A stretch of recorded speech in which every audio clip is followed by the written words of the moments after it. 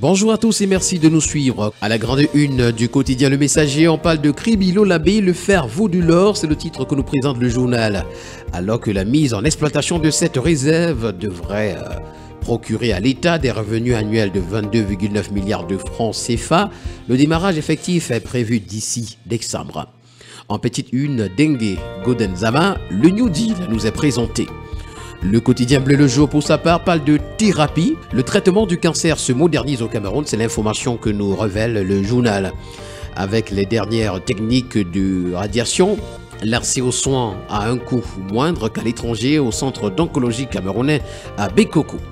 Bafoussam lutte contre la pollution plastique et puis MTN Elite One, les astres et gazelles se partagent les points. Le quotidien Faire Émergence pour sa part ce matin revient avec l'affaire Glencore et nous présente pourquoi Paul Biya a opté pour le TCS. C'est à retrouver à la page 3. En petite une, le journal parle de riposte. Jean-Michel Nietzsche lance une formation politique. Ars Yaoundé Douala, des produits de contrebande ont été saisis. Pour le quotidien national bilingue Cameroun Tribune ce matin, on parle de l'économie numérique. Retrouvons les clés de la modernité. Agriculture, communication, commerce, banque et finances et bien d'autres. Plus aucun secteur de la vie n'échappe aux prouesses du digital. Au Cameroun, décideurs et autres acteurs de terrain mettent les bouchées doubles pour apprivoiser cet outil désormais incontournable pour le développement du pays. Le dossier spécial de Cameroun Tribune à ce sujet nous est présenté des pages 11 à 19. Avec le quotidien L'économie ce matin, on parle de Rebranding Africa Forum 2023. Julius Madabio présente les priorités de son deuxième mandat. Réélu le 27 juin 2023, le président de la République de Sierra Leone a pris une part active à la 9e édition de cet événement qui s'est déroulé du 20 au 21 octobre 2023 à Bruxelles en Belgique. Le Governance Leadership Rebranding Africa Award lui a été décerné. L'information ce matin est à retrouver en page 3. Ce matin, le journal à caractère satirique Le Popoli parle d'Etoudi 2025 et nous renseigne que Nietzsche trace le sillon de Parcam. Pour le premier news magazine Camerounais défis actuels, on parle du port autonome de Douala. Retrouvons les acquis de la nationalisation, la reprise par le Cameroun de nombreux pans d'activité du port autonome de Douala, notamment les magasins cales, terminal à conteneurs, dragage, pesage, remorquage, a eu un impact décisif sur les performances de l'entreprise, induisant pour l'année 2022 un chiffre d'affaires de 131,5 milliards de francs CFA, un résultat net de 16 milliards de francs CFA et 11 milliards de francs CFA d'impôts reversés. Le quotidien de la santé, EcoSanté pour sa part ce matin, s'intéresse au Salon international de la mère et de la petite enfance. Le Cameroun est engagé à réduire le taux de mortalité maternelle, néonatale et infanto-juvénile. C'est la quintessence des recommandations du Salon international de la mère et de la petite enfance qui ont été examinées hier, 25 octobre 2023.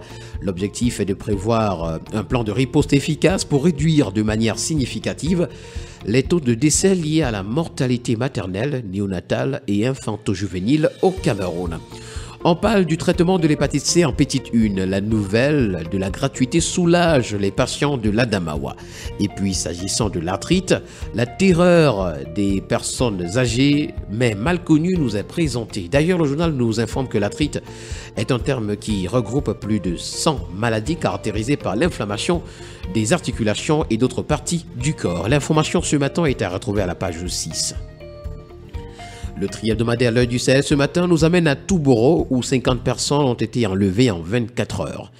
Gaoundéré, l'université est condamnée à payer 60 millions de francs CFA à 3 étudiants. Sécurité, le poste de BIR de Maga a été inauguré. Et puis décentralisation, Garoua a été doté d'un centre de formation au métier. Le quotidien Infomatin ce matin parle également de l'exploitation du fer de Kribi-Lolabé, Bipindi, Grand Zambie et nous fait savoir que le dispositif est en place pour le démarrage. Pour le journal Innovation, on parle également du Rebranding Africa Forum à Bruxelles. Emmanuel Wafo plaide pour l'amélioration des financements des PME. Près de 98% des entreprises privées au Cameroun sont des PME. Pourtant, elles n'apportent que 31% du chiffre d'affaires annuel hors taxe. Emmanuel Wafo souhaite l'amélioration du système de financement, surtout par les banques. Nous faisons ce matin un retour sur son discours avec le journal Innovation. Le quotidien L'Info à chaud pour sa part ce matin sonne une alerte à sa grande une s'agissant des Camerounais qui sont en détresse en Turquie. Dans une vidéo reçue par la rédaction du journal, des immigrants clandestins camerounais ont été enfermés, déclare-t-il, par des forces de défense turques et ils appellent à l'aide à la page 2. Célébration du 41e anniversaire de l'accession à la magistrature suprême de Paul Biya, l'intégralité de la circulaire du secrétaire général du comité central du RDPC ce matin nous est également présentée. Et puis travaux de l'autoroute Yaoundé-Douala phase 1, les pluies freinent le déploiement de l'entreprise.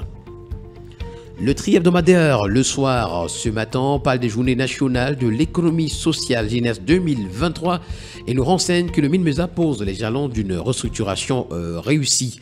Le ministre des Petites et Moyennes Entreprises, de l'économie sociale et de l'artisanat, Achille Bazilekin III, représentant personnel du Premier ministre, chef du gouvernement, a présidé la cérémonie d'ouverture de la 6e édition des journées nationales de l'économie sociale. C'était mardi dernier à l'hôtel de ville de Yaoundé.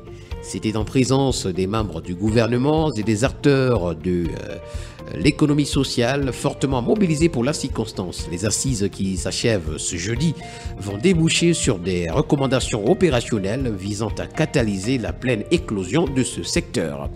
En petite une, autoroute Yaoundé-Douala, le MINTP évalue le niveau d'avancement des travaux. Le bi-hebdomadaire Le Témoin qui parle de la sextape douteuse du sous-préfet de Garoua Boulaye ce matin nous demande de le juger sur ses états de service. D'après le journal d'ailleurs, depuis la diffusion d'une vidéo douteuse devenue virale où l'on aperçoit l'administrateur civil Jean-Patrick Abena, ses pourfendeurs ont au fait de demander sa démission et même son retrait du corps préfectoral au moment où les populations de son unité de commandement le présentent comme l'homme de la situation depuis son arrivée à la tête de l'arrondissement. Le bi-hebdomadaire Le Financier d'Afrique dans sa parution de ce matin s'intéresse au marché financier. Et il nous parle de 5 emprunts obligataires remboursés pour 795 milliards de francs CFA. Le Cameroun vient de boucler sa 5e dette obligataire obtenue en 2018 sur le marché financier, portant ainsi le montant des remboursements en capital des emprunts contractés depuis 2010 à cette importante somme. Réforme de la Banque mondiale et du FMI en petite une, le plaidoyer des ministres africains des Finances à Marrakech nous est présenté. Filière avicole, les prix du poulet harmonisés sur le marché et puis foire commerciale. Le point des préparatifs sur le site de la FIAC 2023 est à retrouver ce matin dans les colonnes du bi-hebdomadaire Le Financier d'Afrique. On parle d'éducation ce matin, la grande une du quotidien Nouvel Horizon. 1571 enseignants sont introuvables. Pour le journal Le Drapeau, on parle de minerais en gisement de calcaire a été découvert à Wapouze.